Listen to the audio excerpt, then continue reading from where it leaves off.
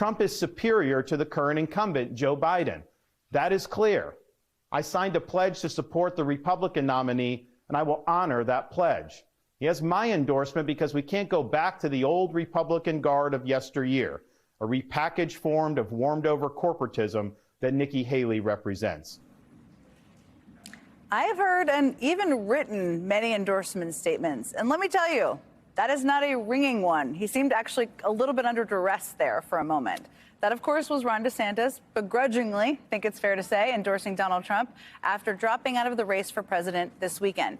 It's just the latest example of how Republicans are pretty much lining up behind Trump ahead of the New Hampshire primary. Right now, he is on stage with a trove of leading Republicans who have already endorsed him or are endorsing him. And it's all a stark example of how Donald Trump has come to dominate the Republican Party over the last 8 years. When Trump ran for president in 2016, remember, not a single Republican member of the House or Senate or any of the sitting Republican governors endorsed him before the New Hampshire primary. Not a single one. It wasn't until after New Hampshire, in late February in 2016, when Trump finally got his first endorsement from a sitting member of Congress. And that sitting member was none other than New York Republican Congressman Chris Collins, who was the first sitting member to endorse Trump. Now, Chris Collins, of course, would later leave Congress and get indicted and then convicted of insider trading. Trump pardoned Chris Collins during his first month in office. That was his first endorser. Feels fitting for some reason. The second member of Congress to endorse Trump in 2016 was another guy, this guy, Congressman Duncan Hunter. Congressman Hunter was also forced to resign from Congress after being charged and later convicted of stealing campaign funds. That's quite a track record there for the first two endorsements of his presidential campaign. Donald Trump also pardoned Duncan Hunter during his final days in office. I think there's a pattern kind of we're all seeing here. Before Trump became the presumptive nominee, only 12 sitting members of the House had endorsed Donald Trump's candidacy, a sixth of whom were on their way to becoming convicted felons. That's what they all had in common. Only one sitting senator, endorsed Donald Trump during that time. Remember Jeff Sessions? Well, that guy's been paying for that mistake ever since, pretty much. A lot has happened. A lot has happened since 2016. I mean, Donald Trump has been impeached twice, tried to overturn a legitimate election, stoked an insurrection, praised dictators over and over again, and overtly claimed he wants to be a dictator himself. But despite all of that, somehow, there seems to be an even greater willingness to look the other way. This time, Republicans are rushing, elbowing each other to endorse Donald Trump as soon as possible. More than half of all Republicans in the House and Senate have already endorsed Trump.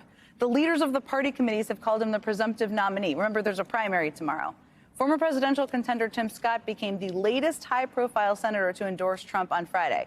And just a few minutes ago, he spoke at a rally I just mentioned earlier with him in New Hampshire.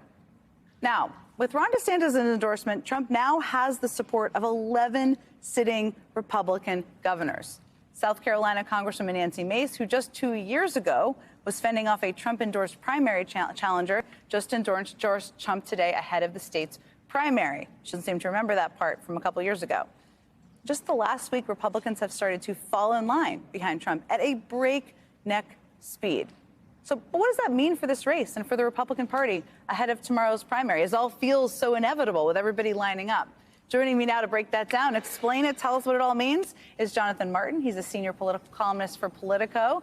He was just here with me in New Hampshire for a couple days. Thank you for being here with us tonight. So Thanks, Jen. Let me start. It's great to see you. Let me just start with what I just outlined, because we often forget. You don't because you were covering it.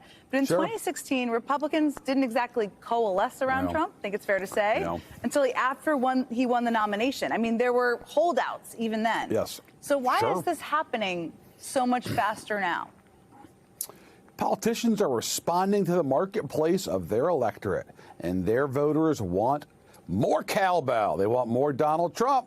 And so they are, in fact, responding to that. It's a classic example of the leaders deferring to their electorate. I mean, they're not leading. They're basically following what they perceive, like understandably so, to be the preference of their voters.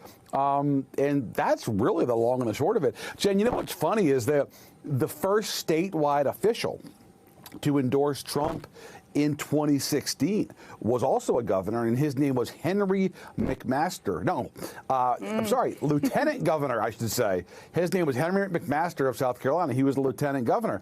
And the payback for McMaster for endorsing Trump, the first statewide official to do so, Jen, was that he was elevated to governor when President Trump nominated the governor of South Carolina, somebody whose name was Nikki Haley, to be the ambassador to the UN. So speaking of full circle Trump endorsements from 2016, yeah, one of those is still playing out today, because the reason why Trump appointed her to the UN wasn't because they had a relationship, Jen, because she obviously came out for Rubio in the South Carolina primary in 2016. He appointed her to elevate McMaster to be the governor of South Carolina as a reward for him for being one of the first people in the country and the first statewide Republican official to endorse him in 2016. Because to your point, there were so damn few people in the party at that point who would dare stick their neck out for this, celebrity casino magnate and hotel developer. I mean, a lot has changed, right? I mean, he's done a lot since then, but a lot has changed. And I think the question that is tricky, but you may have a view on this, I bet you do, is what is motivating? I mean, there's political survival, right? That's a motivator. Sure. There's fear if they don't endorse him, which I think is a big motivator. I mean, Ron DeSantis in that video, he looked, again, under duress, like he was in a hostage video-like situation. Hold up he has his own newspaper. Political agenda. Yeah, exactly. It felt almost AI generated. But what is motivating the majority of them? Is it political survival? Is it fear? Is it a combination? What's it about? Oh, I think for the folks who are facing the voters every 2 years or every 4 years or 6 years, I think it's almost entirely trying to stay on the right side of their voters. If you talk to these people privately, a lot of them at least, not the true believers, but a lot of them who were kind of came of age politically before Trump, Jen, they'll say, what do you want me to do? My voters like them. And I was telling one Republican, actually former governor, today, this very same thing. I said, what DeSantis would have been honest about if he'd done that video on like a truth serum would have been like, what do you want me to do, folks? I want a future in this party. I'm only 44 years old. And the voters still like Trump. So like, I got to be for Trump. And that's really it. And that's your point. Yeah, I mean, there's definitely a bullying element because obviously if you don't get behind him, he gives you a nickname and he attacks you, which then leads his supporters to attack you online or even worse, like prank call your office or whatever. So yeah, there's definitely an intimidation factor there too, no question about it. All right, Jonathan, we've talked about this kind of offline, behind the scenes, but let me put you on the spot here a little bit. There's a primary tomorrow. What does Nikki Haley have to? If she wins, obviously that's a surprise. But if she, what does she have to get within? What's the margin she has to get within in order to justify to her donors, to her supporters, to stay in the race?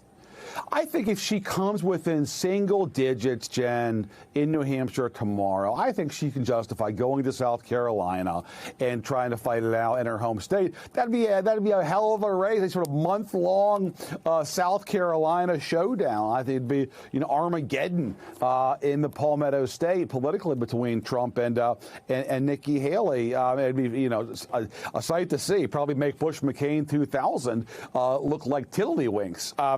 But look, if she loses by 16, 17 points, I think it's harder for her to rationalize staying in. And at that point, I wonder, would she be better off saying, look, I was the last person standing in this race. Nobody else thought I could do it but me.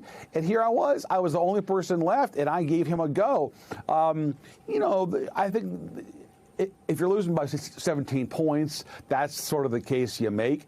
And also, I think if you sue for peace now, Jen, you still have an outside shot at being VP. I think it's harder for her to get VP or even be in the mix if you have kind of a knockdown, drag them out for a month in South Carolina.